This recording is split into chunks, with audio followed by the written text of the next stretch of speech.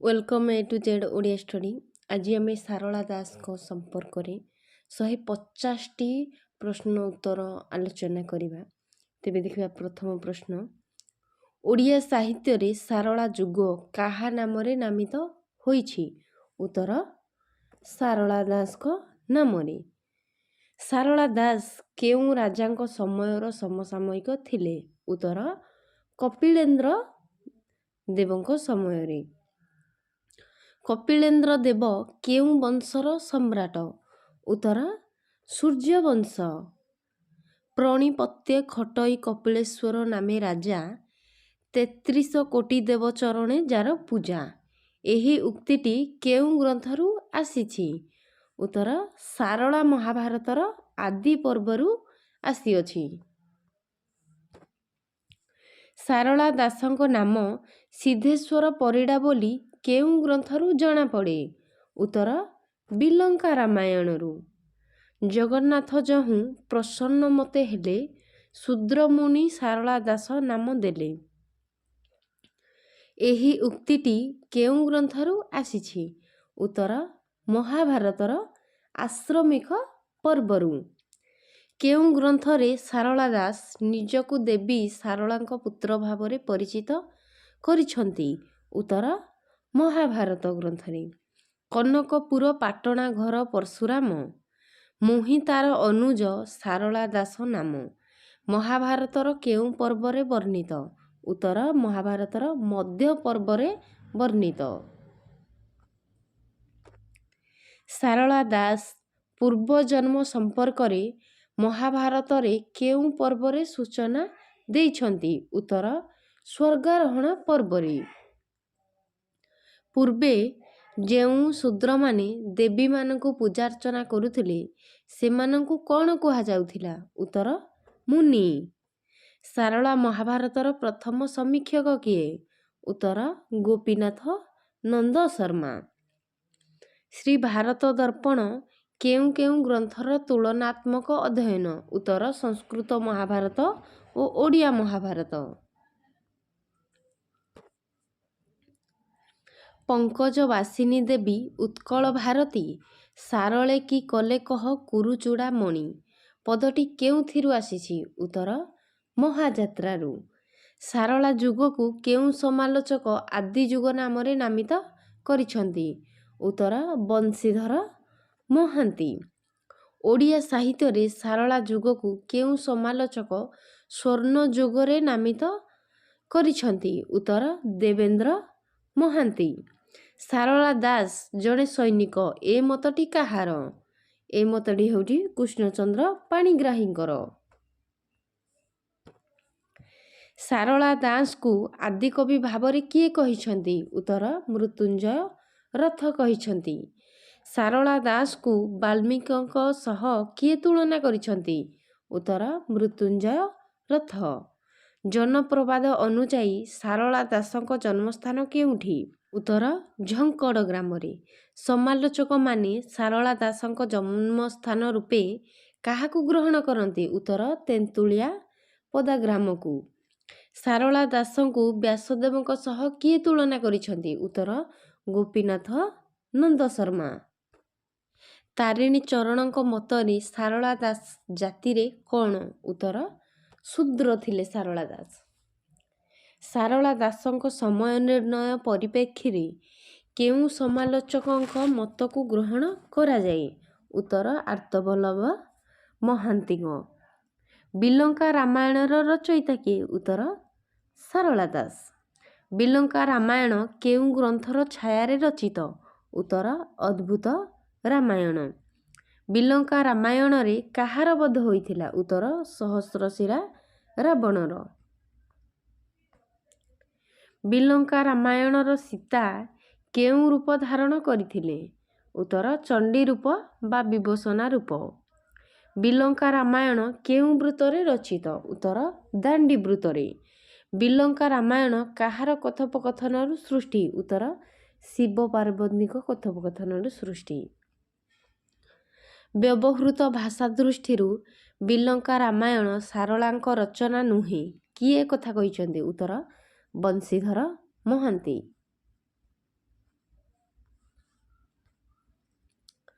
ସାରଳା ଦାସଙ୍କ ପ୍ରଥମ କୃତିଟି କ'ଣ? ଉତ୍ତର ବିଲଙ୍କା ରାମାୟଣ ହେଉଛି ସାରଳା ଦାସଙ୍କ ପ୍ରଥମ କୃତି। ବିଲଙ୍କା ରାମାୟଣ ରଚନା ପଛରେ କବିଙ୍କ ମୂଳ ଉଦ୍ଦେଶ୍ୟ କ'ଣ? ଉତ୍ତର ନାରୀ ଶକ୍ତିର ମହତ୍ଵ ପ୍ରତିଷ୍ଠା।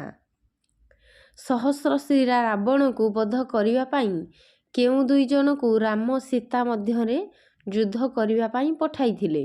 ଉତ୍ତର ଖଳ ଓ ଦୁର୍ବଳ। ବିଲଙ୍କା ରାମାୟଣର ବିଷୟବସ୍ତୁ କ'ଣ?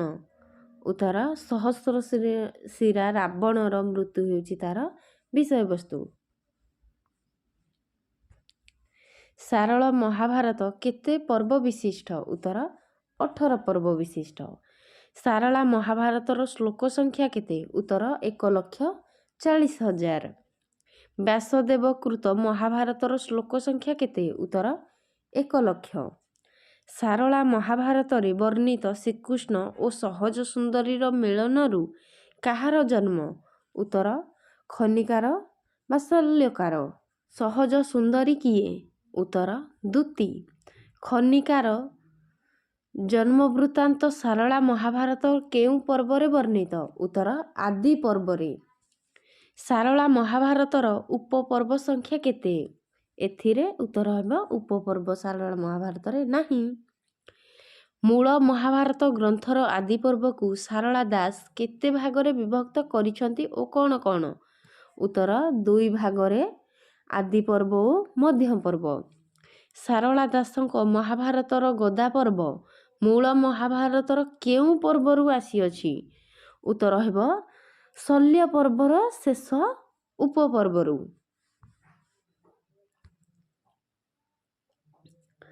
କାଇଁସିକା ପର୍ବ ବା ଐଶିକ ପର୍ବ ମୂଳ ମହାଭାରତର କେଉଁ ପର୍ବର ଅନୁପର୍ବ ରୂପ? ଉତ୍ତର ହେବ ସୌପ୍ତିକ ପର୍ବର। ସାରଳା ଦାସଙ୍କ ଶାନ୍ତି ପର୍ବ ମୂଳ ମହାଭାରତର କେଉଁ କେଉଁ ପର୍ବର ସମ୍ମିଶ୍ରଣ ରୂପ? ଉତ୍ତର ହେବ ଶାନ୍ତି ପର୍ବ ଓ ଆଶ୍ରମିକ ପର୍ବ। ସ୍ତ୍ରୀ ପର୍ବ ବଦଳରେ ସାରଳା ଦାସ କେଉଁ ପର୍ବର ନାମକରଣ କରିଛନ୍ତି? ଉତ୍ତର ନାରୀ ପର୍ବର ନାମକରଣ କରିଛନ୍ତି। ସାରଳା ଦାସଙ୍କ ସ୍ୱର୍ଗାରୋହଣ ପର୍ବ କେଉଁ କେଉଁ ପର୍ବର ମିଶ୍ରଣରେ ଗଠିତ? ଉତ୍ତର ମହାପ୍ରାସ୍ଥନିକ ଓ ସ୍ୱର୍ଗାରୋହଣ ପର୍ବରେ ସ୍ୱର୍ଗାରୋହଣ ପର୍ବ ଗଠିତ। ଆଦି ପର୍ବରେ କେଉଁ ବିଷୟ ବର୍ଣ୍ଣିତ? ଉତ୍ତର ଅନୁକ୍ରମଣିକା ଠାରୁ ପାଣ୍ଡବମାନଙ୍କର ରାଜ୍ୟପ୍ରାପ୍ତି ଏବଂ ଦ୍ରୋଣ ଓ କର୍ଣ୍ଣଙ୍କ ଜନ୍ମ ଆଦି। ମଧ୍ୟ ପର୍ବରେ କ'ଣ ବର୍ଣ୍ଣନା ହୋଇଛି? ଉତ୍ତର ପାଣ୍ଡବମାନେ ହସ୍ତିନାକୁ ଫେରିବା ବର୍ଣ୍ଣନା ହୋଇଛି। ସୁଭଦ୍ରା ପରିଣୟ କେଉଁ ପର୍ବରୁ ଆସିଅଛି? ଉତ୍ତର ମଧ୍ୟ ପର୍ବରୁ। ନାଗକନ୍ୟା ଉଲୁପି ଓ ଅର୍ଜୁନଙ୍କ ବିବାହ କେଉଁ ପର୍ବରେ ରହିଛି? ଉତ୍ତର ମଧ୍ୟ ପର୍ବରେ। ଶ୍ରୀକୃଷ୍ଣ ଓ ବଳରାମଙ୍କ ଗୁରୁ ସାନ୍ଦୀପନିଙ୍କ ନିକଟରେ ଶିକ୍ଷା ଗ୍ରହଣ କରିବା କେଉଁ ପର୍ବରେ ରହିଛି? ଉତ୍ତର ମଧ୍ୟ ପର୍ବରେ। ଜରାସନ୍ଧ ବଧ, ପାଣ୍ଡବକ ଦିଗ୍ବିଜୟ, ଶିଶୁପାଳ ବଧ, ବସ୍ତ୍ରହରଣ, ନାଗାର୍ଜୁନ ଓ ଅର୍ଜୁନ ଯୁଦ୍ଧ କେଉଁ ପର୍ବରେ ବର୍ଣ୍ଣିତ? ଉତ୍ତର ସଭା ପର୍ବରେ।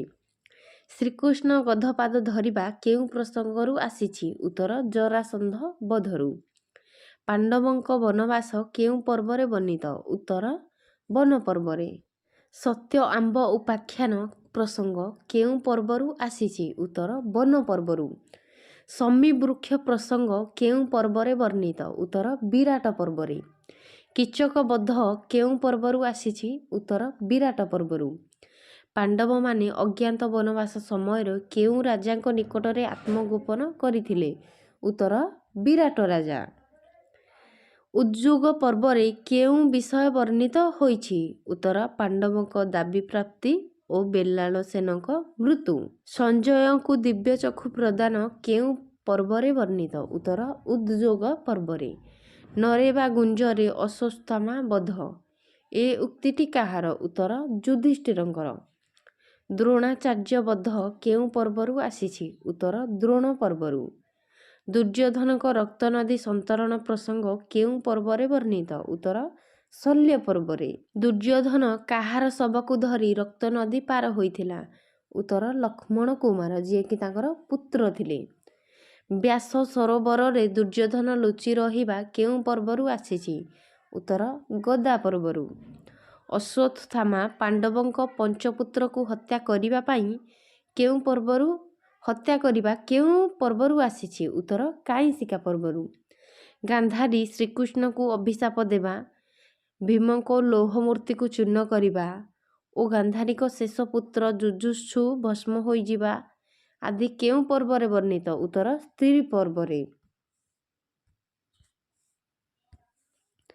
ଭୀଷ୍ମଙ୍କର ଦେହତ୍ୟାଗ କେଉଁ ପର୍ବରେ ବର୍ଣ୍ଣିତ? ଉତ୍ତର ଶାନ୍ତି ପର୍ବରେ। ଅଶ୍ୱମେଧ ଯଜ୍ଞ କେଉଁ ପର୍ବରେ ବର୍ଣ୍ଣିତ? ଉତ୍ତର ଅଶ୍ୱମେଧ ପର୍ବରେ। ଧୃତରାଷ୍ଟ୍ର ଓ ଗାନ୍ଧାରୀଙ୍କ ବାନପ୍ରସ୍ଥାଶ୍ରମ କଥା କେଉଁ ପର୍ବରେ ବର୍ଣ୍ଣିତ? ଉତ୍ତର ଆଶ୍ରମିକ ପର୍ବରେ। ଯଦୁବଂଶ ନିଧନ ଓ ଶ୍ରୀକୃଷ୍ଣଙ୍କ ମହାପ୍ରୟାଣ କେଉଁ ପର୍ବରେ ବର୍ଣ୍ଣିତ? ଉତ୍ତର ମୁଷଳି ପର୍ବରେ।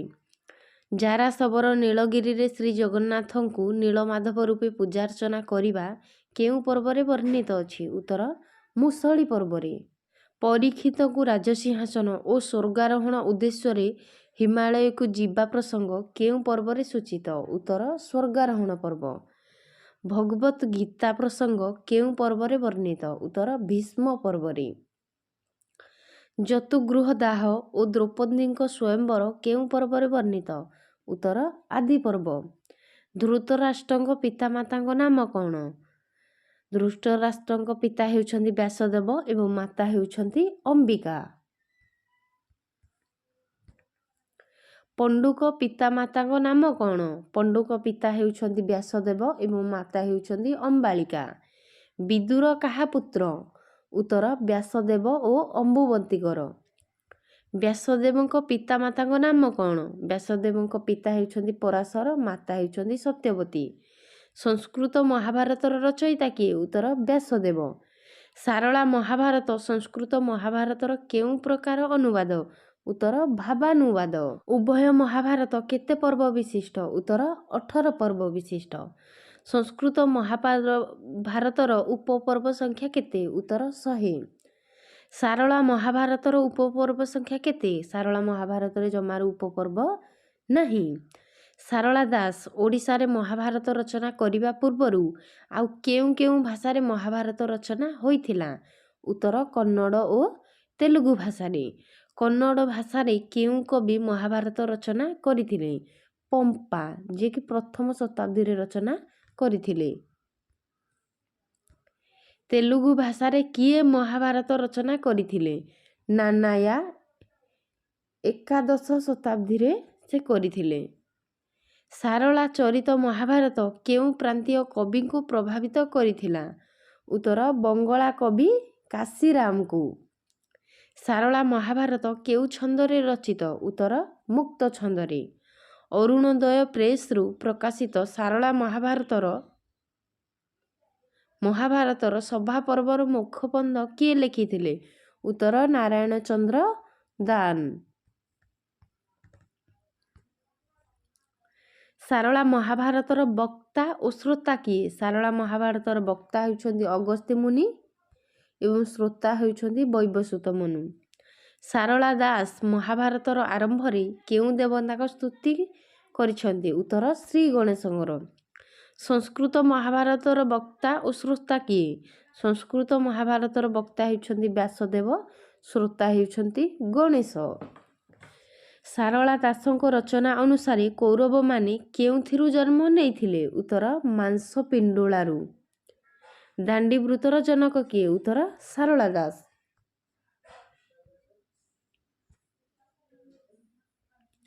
କପିଳେନ୍ଦ୍ର ଦେବଙ୍କ ଦୀର୍ଘ ଉପାଧିଟି କ'ଣ?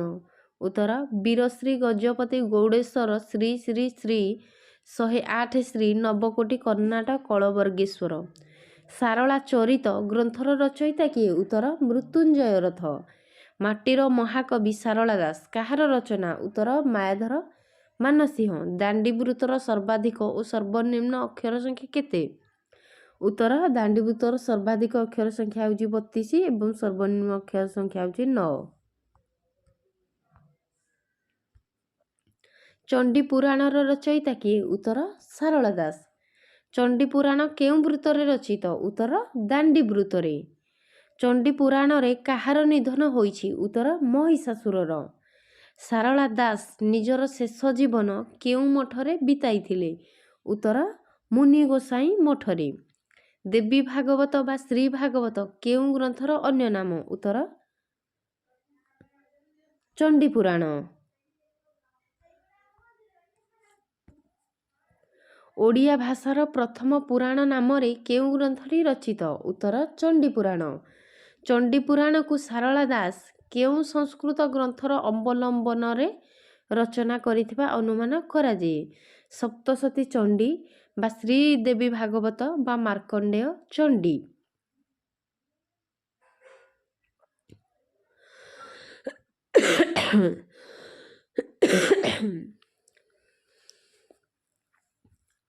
ଚଣ୍ଡୀ ପୁରାଣର ଦେବୀ କିଏ? ଉତ୍ତର ସାରଳା ମା।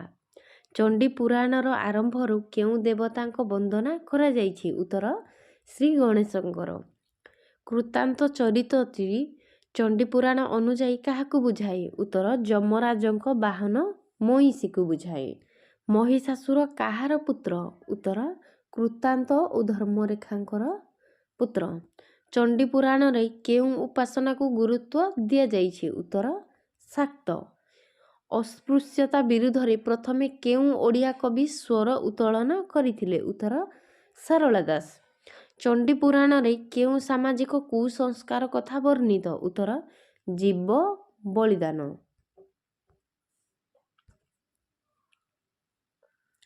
ଚଣ୍ଡୀ ପୁରାଣରେ କେଉଁ ପ୍ରସଙ୍ଗରେ ଅସ୍ପୃଶ୍ୟତା ବିରୁଦ୍ଧାଚରଣ ଘଟିଛି? ଉତ୍ତର ବଶିଷ୍ଠ ଓ ଅରୁନ୍ଧତୀଙ୍କ ବିବାହ। ଚଣ୍ଡୀ ପୁରାଣର ସମ୍ପାଦନା ଦାୟିତ୍ୱ କିଏ ଗ୍ରହଣ କରିଥିଲେ? ଉତ୍ତର କୃଷ୍ଣଚରଣ ସାହୁ। ସମ୍ପାଦିତ ଚଣ୍ଡୀ ପୁରାଣର ମୁଖବନ୍ଧ କିଏ ଲେଖିଥିଲେ? ଉତ୍ତର କୃଷ୍ଣଚରଣ ସାହୁ। ଲକ୍ଷ୍ମୀନାରାୟଣ ବଚନିକାର ସ୍ରଷ୍ଟା କିଏ? ଉତ୍ତର ସାରଳା ଦାସ। ସାରଳା ଦାସଙ୍କ ଅପ୍ରକାଶିତ ଗ୍ରନ୍ଥ କେଉଁଟି? ଉତ୍ତର ଲକ୍ଷ୍ମୀନାରାୟଣ ବଚନିକା ହେଉଛି ସାରଳା ଦାସଙ୍କ ଅପ୍ରକାଶିତ ଗ୍ରନ୍ଥ। ଲକ୍ଷ୍ମୀନାରାୟଣ ବଚନିକାର ପତ୍ର ଓ ପଦ ସଂଖ୍ୟା କେତେ? ପତ୍ର ହେଉଛି 9 ଏବଂ ପଦ ହେଉଛି 79। ଲକ୍ଷ୍ମୀନାରାୟଣ ବଚନିକା କେଉଁ ବୃତ୍ତରେ ରଚିତ? ଉତ୍ତର ଦାଣ୍ଡି ବୃତ୍ତରେ। ଲକ୍ଷ୍ମୀନାରାୟଣ ବଚନିକାକୁ କିଏ ସଂଗ୍ରହ କରିଥିଲେ? ଉତ୍ତର ବଂଶୀଧର ମହାନ୍ତି। ଲକ୍ଷ୍ମୀନାରାୟଣ ବଚନିକାରେ କେଉଁ ଦେବୀଙ୍କ ଆଦ୍ୟ ବର୍ଣ୍ଣନା ରହିଛି?